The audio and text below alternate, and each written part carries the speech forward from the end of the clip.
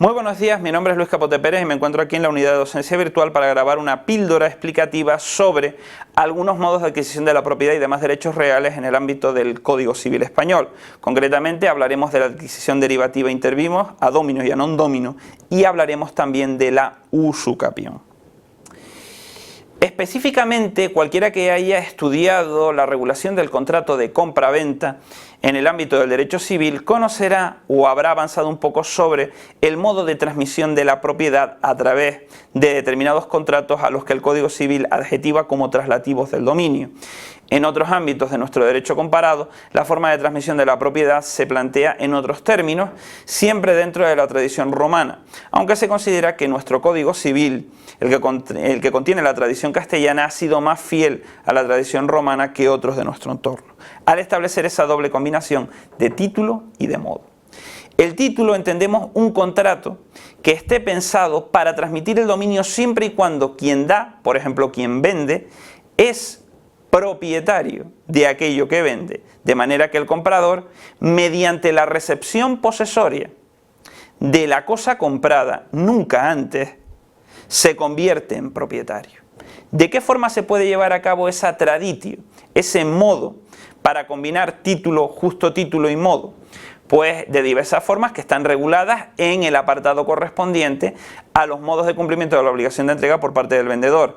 La traditio real, es decir, la entrega física de la cosa, la traditio instrumental, mediante la formación en documento público, en escritura pública, esto es ante notario, del contrato, la traditio simbólica, por ejemplo, la entrega de las llaves del piso, la entrega de las llaves del coche, la traditio brevi manu, que es la que plantea no un cambio físico, sino un cambio jurídico o intelectual. Por ejemplo, el inquilino de un piso que lo compra y sin salir del piso se convierte en propietario, muta de arrendatario en propietario. O las especialidades vinculadas a bienes inmateriales que no se pueden aprehender, pero de los cuales podemos establecer alguna regla para entender la transmisión. Por ejemplo, un libro, en tanto que obra intelectual, es una idea, como tal es inmaterial, pero el manuscrito del libro es algo físico que sí podemos transmitir. Entonces, siempre y cuando se cumpla el circuito de título y modo, nos encontramos con que si el vendedor es propietario, el comprador es propietario. Ya veremos a continuación qué pasa cuando el vendedor no es propietario. Vamos a establecer un ejemplo utilizando la historia escrita por René Goscinny y dibujada por Lorenzo Uderzo de las aventuras de Astelli, El regalo del César. Porque curiosamente se trata de una obra, amén de muy divertida, pues que utiliza muy bien los conceptos del derecho romano que han llegado hasta nosotros a través del Código Civil, en especial en la traditio. En esta historia en particular, en estas viñetas, vemos como Julio César despide a unos cuantos legionarios que han cumplido el servicio militar de 2 décadas y para ello les premia mediante un sistema que sirvió para la colonización y romanización de la Europa conquistada por los romanos, que es la entrega de lotes de tierras, en este caso en la Galia. Dentro de esta se pueden ver ustedes a uno que tiene los aspectos visibles de la huella del alcohol. Se trata de Romeo Montesco, un legionario que la noche anterior, en plena borrachera, pues hizo unos comentarios de los que podíamos denominar sobre Julio César. Julio César se entera y decide no castigarle, sino que reciba su lote con todos sus compañeros. Le dan la propiedad de un pequeño pueblecito situado en la costa de Armórica. Y esa titularidad viene representada en esa tablilla que se le va entregando. Tenemos ahí en ese ámbito una traditio que podríamos considerar simbólica. Esa tablilla simboliza la tierra, el lote de tierra que recibe cada legionario.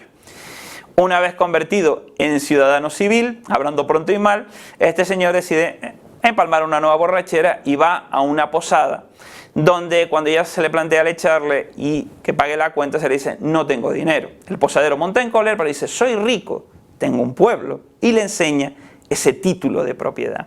Y le plantea que a cambio de más vino y unos cuantos currucos de pan, pues él le entregará esa tablilla que mediante la transmisión equivaldrá a un concepto que probablemente se haya escuchado últimamente mucho, que es el de dación en pago. Yo te doy esto, que puede valer más, menos o igual que la deuda que tengo contigo, pero mediante la transmisión de esa propiedad nuestra deuda queda extinguida.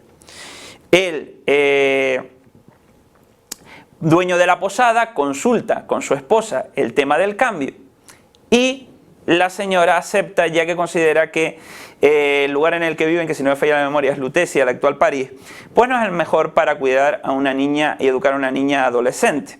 Con lo cual se cierra el trato, se extingue la obligación, se entregan nuevas viandas al borracho y el posadero y su esposa se convierten en propietarios.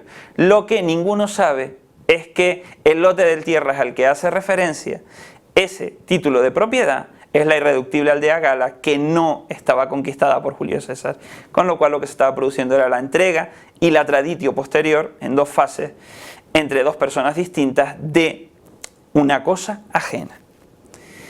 Y eso es lo que nos lleva al tema de las adquisiciones a non domino, es decir, ¿qué sucede cuando nos encontramos algo de este pelaje o naturaleza?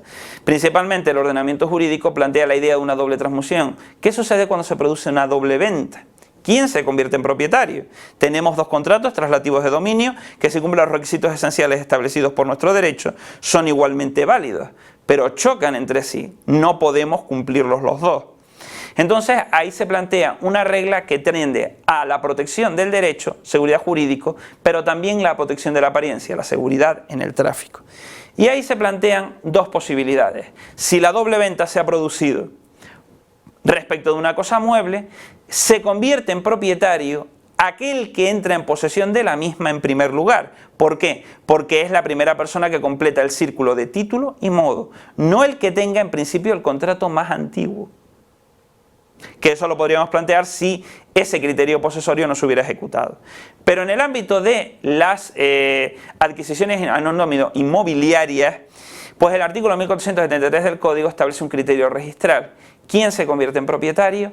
Aquella persona que primero inscribe ese justo título en el registro de la propiedad, aunque hay alguna sentencia del Tribunal Supremo que ha contrapuesto esa regla a la regla del criterio posesorio, es decir, ¿qué sucede cuando tenemos a alguien que ha entrado en posesión y a otro que ha inscrito? En ese caso, pues se ha dado un criterio más proclive hacia la posesión que al criterio registral.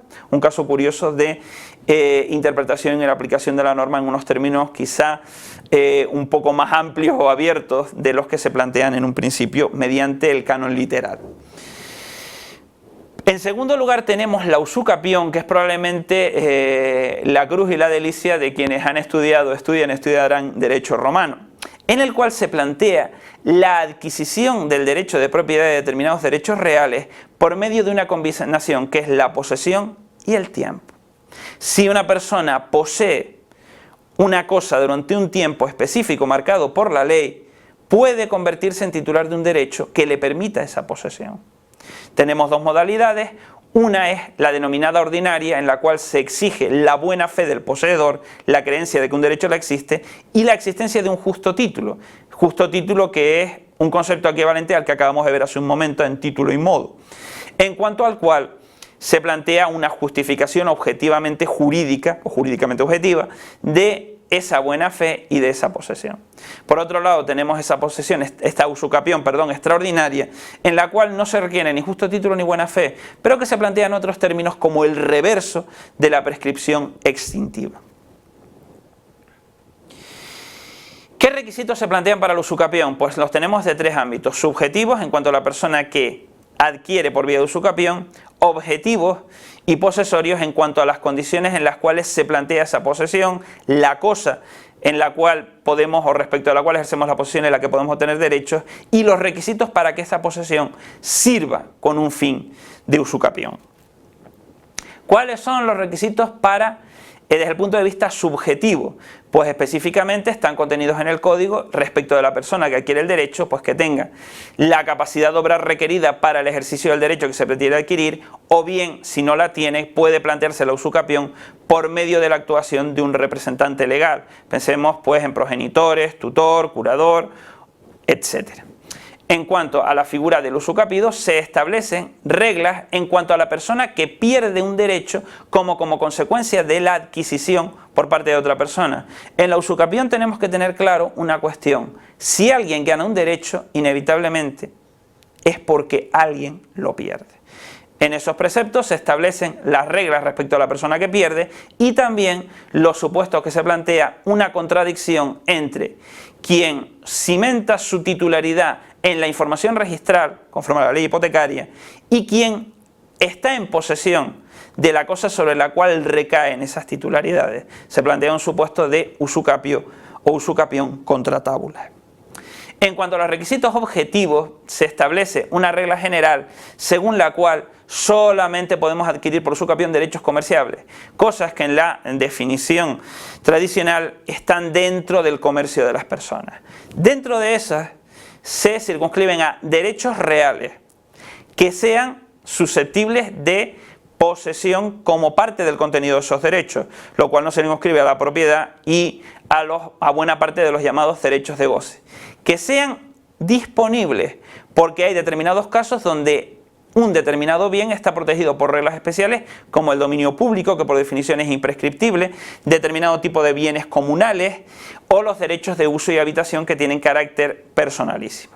Por su parte, la legislación especial en materia de montes plantea la posibilidad de que haya montes demaniales que no se pueden usucapir, cuya propiedad no se puede usucapir, o montes patrimoniales donde sí cabría cierto juego para esa usucapión.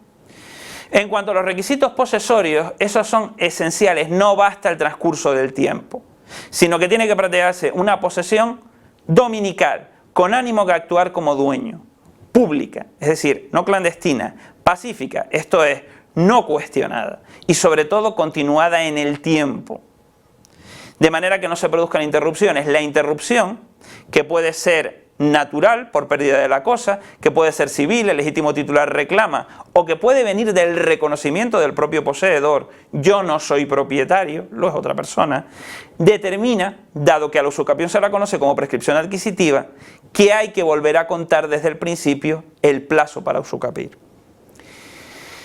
En cuanto a la usucapión ordinaria, pues tanto la ordinaria como extraordinaria requieren ese tipo de posesión, esta requiere justo título y buena fe. El justo título hace referencia a determinados elementos que justifican esa posesión a título de dueño. Por ejemplo, los contratos traslativos a los que hace referencia el artículo 609 del Código Civil. Por ejemplo, la compraventa, la permuta, la célebre dación en pago, la donación, el legado. Ya incluso nos salimos de contratos y entramos en otras figuras. Y también cabe la posibilidad de que la inscripción de esos títulos en el registro de la propiedad sirve como justo título según la legislación hipotecaria. En este caso estaríamos hablando de usucapio secundum tabula, es decir, acorde con la información contenida en el registro de la propiedad. Dice además el Código Civil que ese título ha de ser verdadero. ¿Eso qué significa? Que ha de ser válido, que no ha de ser nulo o anulable. Y además que tiene que estar probado, que nunca se puede presumir.